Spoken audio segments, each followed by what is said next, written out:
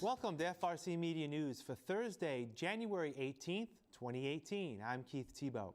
On tonight's program, we will look at what some city residents had to say prior to the City Council's vote to set a special election on the construction of a new Durfee High School. The King Philip Mill is back up for auction, and we have a look at a teen book club established at the Fall River Public Library. But first, let's check out the news headlines of the week. We bring in Will Richmond, the news editor, digital news editor at the Herald News. Will, welcome. Thanks, Keith. Good to see you again. Our first story is what we just talked about during our introduction, the latest with a special election which will now be held on March 6th for voters to vote on a new Durfee High School, primarily whether the voters want to override Proposition 2.5. The City Council held a special meeting this week following last week's meeting where the issue was put on hold by City Councilor Stephen Camara, who objected to the item being voted upon. So the council met again this week and voted to put the issue on the ballot on a 7-2 vote. And Will, I know that the meeting, the main purpose of the meeting, the only purpose of the meeting was this issue, but it was a long meeting and every councilor had his or her say, correct? Yeah, the meeting turned into additional questions about the financial aspect of the project, and went much further beyond just the idea of setting a date for the election. So, you had a group of people that came for public input as well, especially a strong contingent of those from that were pro-Durfee making their case, and no city council meeting is quick these days, so even a one-item agenda shouldn't be surprised that it took some time to get accomplished. The two councilors who voted against setting the special election were Sean Kadim and Stephen Camara. Both of them had indicated during their meeting last week that one of the issues they had was that the city had not had information in terms of how much the project would cost. Estimates are that it would be around $265 million. And also, I believe it was Councilor Kadim, Will, that had a motion on the floor to ask that the city move forward with a new Durfee, but do so without overriding Prop 2.5. Yeah, his motion was an attempt to get this project paid for through the city's operating budget. So this would come through the normal taxes collected. Would probably likely necessitate continued 2.5% increases in taxes, which have been the norm over the last couple of years in Fall River. But, the city officials in attendance did not seem to think that would be a possible option, and eventually the discussion on that stopped when the second to his motion was withdrawn, kind of ending that proposal for the time being.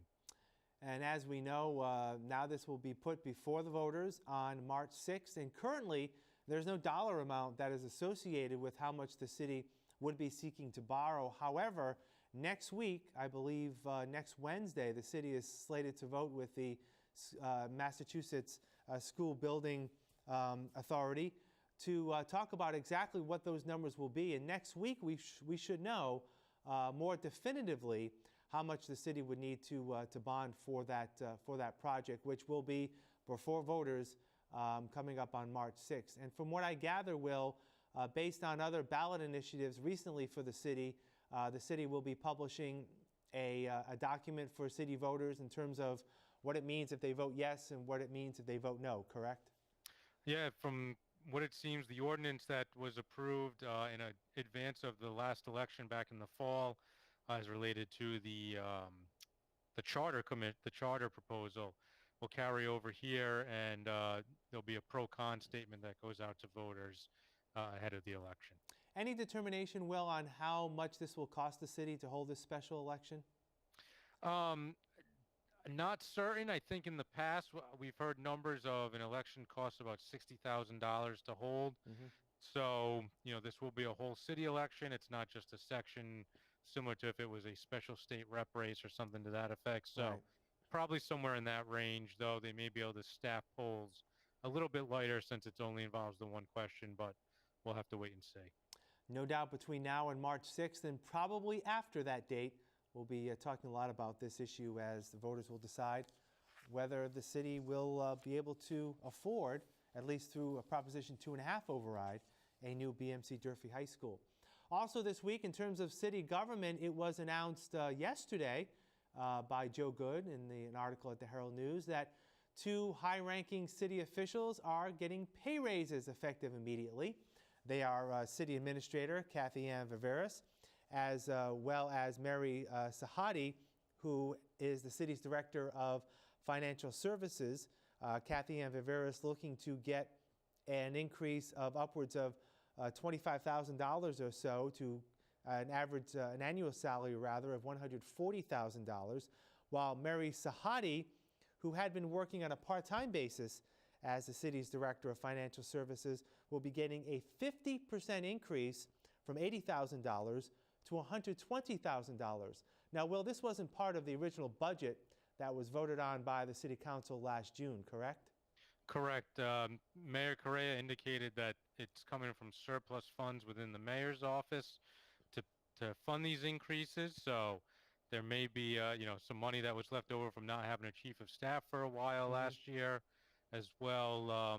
They removed the special assistant position when the previous person in that position, Faust Fiore, went to the Community Development Agency in a housing role. So that may have freed up some funding to fund these increases for the pair. When we hear some high-ranking officials, such as these 2 individuals, some people out there will be very critical of the administration in raising these salaries to a level that is pretty significant in terms of what these individuals were making last year, and especially when there's a talk of a potential tax increase for a new Durfee High School. A lot of times it's a PR issue for the mayor. Yeah, they certainly, at least in the case of Kathy Ann Viveris, they said they went out and looked at comparative data for other city administrators in the state, and they increased her salaries to being more in line with those. But you're right, there are a lot of increases that residents are about to face. You mentioned Durfee. There was the approval of the sewer wastewater bonds in November that taxpayers will soon be seeing coming into their mailboxes. So while costs are going up, and maybe it's not always a perfect equation as to one cost relating to your taxes increasing, there certainly will be some people scratching their heads as to why they're paying more, yet city employees seem to be getting higher salaries at the same time. All right, again, we'll have to see how this moves forward, especially as the mayor later on this spring gets ready for his budget for fiscal year 2019. I'm sure these pay raises will probably get some scrutiny maybe at that time, probably before, but definitely at that time as the mayor looks to potentially carry this over to the next fiscal year. Finally, as we all know, Amazon has a foothold, if you will, here in the city of Fall River with their operation in the industrial park area, the Innovation Way area of the industrial park.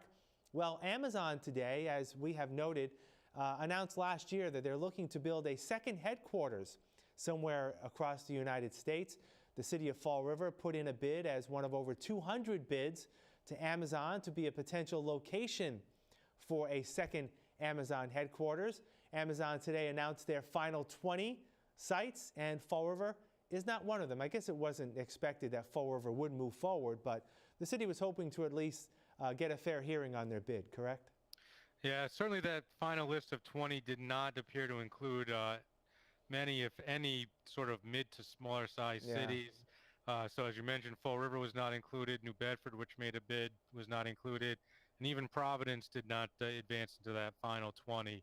So, while the 3 communities in this area that bid did not make it, there is Boston, like you said, was one of the finalists. So, I think there's some hope that if Boston should be successful, and they are viewed as one of the front runners, that, you could feel the trickle-down effects in this area as well, potentially. All right. All right, Will, what's coming up over the next few days? Well, we're looking at, we're coming up on the 1-year anniversary of Donald Trump taking over the presidency. So we're talking to people locally to see how they feel he's done in his first year and see if they have any tips on what year 2 should look like. All right, Will, we'll talk again next week. Have a great weekend. All right, have a good weekend, Keith. We'll have more FRC Media News right after this. Here are some job descriptions on the latest hot jobs list from the Fall River Career Center. Certified Nursing Assistant, Sarah Brayton Nursing Home, located at 4901 North Main Street, is seeking a full-time certified nursing assistant to provide basic care to patients and assist them in daily activities they might have trouble with on their own. Job number 10127114. Cook, Denny's, located at 243 William S. Canning Boulevard, is looking for a full-time cook, responsible for preparing and cooking all orders as well as perform all station duties and organize and arrange cooked foods. Job number 10119261. Sales Associate, 7-Eleven, located at 1237 Pleasant Street, is looking for a full-time sales associate to provide customer service operating the register, maintain a clean, customer-friendly environment, and stock merchandise and product in the store. Job number 10128880. AutoZone, located at 870 North Main Street, is looking to fulfill the following full and part-time positions. Auto Parts Delivery Driver, job number 10121220. Shift Supervisor, job number 10121101. The State of Massachusetts Department of Mental Health is looking to fulfill the following full-time positions in the Fall River area. Human Services Coordinator, job number 10127451. Mental Health Worker, job number 10123863. For more information on these or other positions, visit FRCmedianews.org or call the Fall River Career Center at 508-730-5000. Welcome back. As we noted during our segment with Will Richmond, the Fall River City Council voted this week to hold a special election on March 6th for the purpose of asking voters to approve a Proposition 2.5 override for the construction of a new BMC Durfee High School. Now that the date has been set, how do the voters feel? We'll get plenty of feedback between now and Election Day, but here's a sampling of residents who spoke their mind on the issue prior to this Tuesday's City Council meeting. And I understand that there are people that live in this town who can't afford for taxes to be raised and can't afford to pay their bills, and I feel unfortunate for that. However, if that's the case, then you need to consider selling your home and giving it to someone who cares about this city. Today we are here to ask all city councilors to vote to move the construction of a new BMC Durfee High School onto the ballot and approve the date where its citizenry may be afforded the opportunity to vote yay or nay on this much-needed new facility.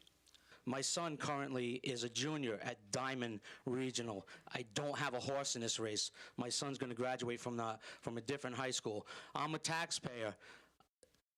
You know, my water bill is crazy, my sewer bill. Listen, if you're going to build this high school and it's going to come on my back, I'll agree to just take one shower a week. I'll agree to not flush the toilet as many times. We just got to get this done. As a member of the building committee since its inception 3+ years ago, I can tell you the amount of work we have put in has been relentless. I can tell you the stakeholders consist of not only elected officials, engineers, architects, but also school administrators, teachers, and students. I can tell you that the process of developing the building has been all-inclusive, with information posted on the Durfee Rising website, 3 public forums, and monthly meetings that are also open to the public. I can tell you that we have listened to concerns of neighbors, the Durfee Bells Committee, and have spent countless hours getting the facts of the project out to the masses via social media. We cannot afford to let this opportunity pass. This high school building, I strongly suggest that we vote yes and put the vote to the public. I was a student from 2002 to 2007. During that time, I remember the building having problems, leaks, heating issues, and even cockroaches in the cafeteria. A new school would offer a more secure workplace for the thousands who enter and exit the school daily. A new school would also create a stronger workplace for all of us. A new school would also be safer to everybody living in it. I sit before you very honored and privileged to speak as the principal of Durfee High School. I find myself often saying out loud, this building works against us every day. And the reason I say that are the obvious things like the crumbling ceilings, the leaks, but then there are other things, the design. Okay, the layout of the school makes it nearly unmanageable. We cannot continue the economic situation that we are in, that have been in for so long a period of time. When do we try to get that reversed so that indeed the employers coming in will hire more and more Fall River students, and as they become young adults? We need a new high school. My comments tonight are to state for the record my support of the construction of the new BMC Durfee High School, to provide some historical information, outline the MSBA process, and lastly, thank you all for your continued support. What we're talking about tonight is a vote to move the process forward. The debate about money, the debate about location, the debate about how to finance, they're all going to come later. All we're asking you to do tonight is say yes or no to having the vote. That's all we're going to do. Then the people that are against building a new Durfee High School will make their best case possible why we shouldn't. The people that are for it will make their best case possible why we should. My big concern is the question that's on the ballot. What concerns me and what triggered me, and the reason why I'm so happy that the council in seat 3 objected it, is it's talking about exempt from Proposition 2.5. When you go and you look at the question for a debt exclusion, it's completely different language. Thanks to Fall River Government Television for the use of their video of the meeting for our newscast tonight. Civil rights activist Martin Luther King Jr. was honored during the 18th annual community breakfast held at Bristol Community College this past Monday. Here's a recap. Amazing grace, how sweet the sound that saved a wretch like me. I once was lost, but now I'm found. I was blind, but now I see. When I reflect on the teachings of Dr. King, the changing times in our country, and the challenges that he strived to overcome, I find that 50 years later, yes, 50 years, we are faced with many of the same struggles. We must be dedicated to coming together to repel bigotry, bias, hatred, and discrimination. And we cannot let hate speech hide behind the guise of free speech. It is in BCC's core mission and values that no matter the location, BCC amounts to one great, unified, diverse, and innovative community. Moving forward, we are dedicated to making Dr. Martin Luther King Jr. Day one of service and outreach. We will continue to find ways today and throughout the year to make a difference in our community by lending a hand to our neighbors and following Dr. King's legacy of equality, peace, and respect. I hope all of you will do the same and join us in this movement. You've got to keep moving forward. And I think that's the message that the speakers today, far more eloquently than I could do this morning, promoted to all of us here. That we have to keep pushing, that we have to keep moving forward, and that the injustices that we see on a daily basis, if we remain silent, will never be overcome. And that is the message that Dr. King promoted his entire life. He promoted that message that you cannot be silent and that you must stand up to injustices, but through peaceful means, not through violence, but through education, through communication, through understanding. Later this month, the abandoned King Philip Mill complex will be auctioned off once again. According to City Administrator Kathy Ann Viveris, the plan is to still transform the structure into market-rate housing. Any bidder is required to address the South End Neighborhood Association so that we can be sure that whatever plans they have will be able to achieve the necessary zoning. And we are hopeful that on auction day we will have a successful bidder. Now, is there an auction day set up? Yes, I believe the date is January 29th, and what's a little bit different this time is we're requiring a bidder as a requirement that they submit financial capability or demonstrate that they have the wherewithal to be able to complete whatever development program they're interested in implementing. Yeah, so you learned a little bit from the last time. We did, yes, and so this time we're hopeful that whoever is awarded the bid will in fact have the capability to get the project completed. We'll have more FRC Media News after this.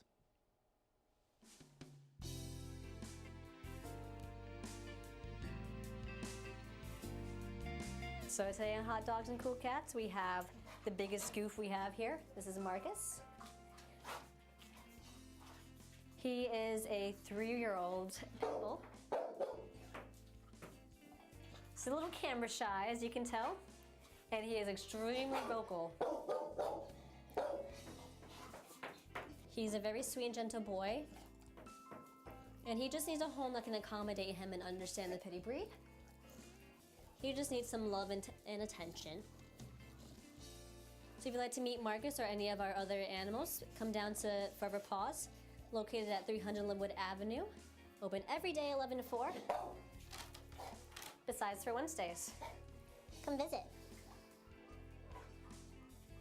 So today on Hot Dogs and Cool Cats, we have Karma. She is a 5-year-old Chihuahua. She was an owner's surrender.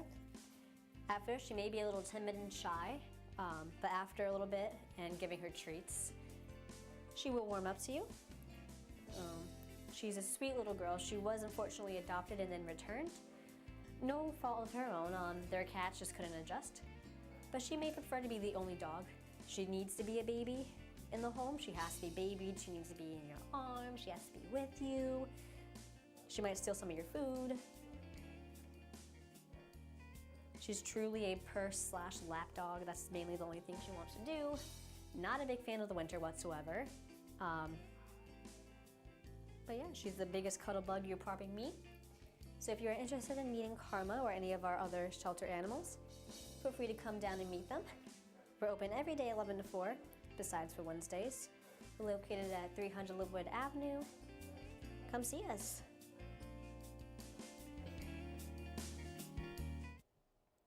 A teen book club designed to get young adults engaged in reading for pleasure has been set up at the Fall River Public Library. This first month, those aged 12 through 18 will be reading a sci-fi selection. We chose Ready Player One. It's going to be a science fiction movie coming out directed by Steven Spielberg. So that was part of the reason why I started this as well. Do something that's popular. You know, it's like, okay, well, what's a book that's gonna, what book's gonna get people to show up, and what do teens want to read about? And I was like, well, movie's coming out in March, so let's do it, What's the game plan? Get about a month, and we're not looking to read, these big, epic books, because the way I read, I like to read multiple things at one time, kind of just like in different things as well. So we usually do something that's, fun, and I don't want to say quick to read, but something you're going to get through and be able to sink your teeth in and not feel like, oh, I have to read this book for book club, because that's the worst feeling. I don't want it to feel like you're reading for school. I want, okay, I want to read this now. Like, what's going to happen next? To be excited to read something. That'll do it for this edition of FRC Media News. You can catch FRC Media News Thursdays and Fridays at 6 p.m. and online at our website, frcmedianews.org. For all of us here at FRC Media News, I'm Keith Tebow. Have a great week. We'll see you next Thursday.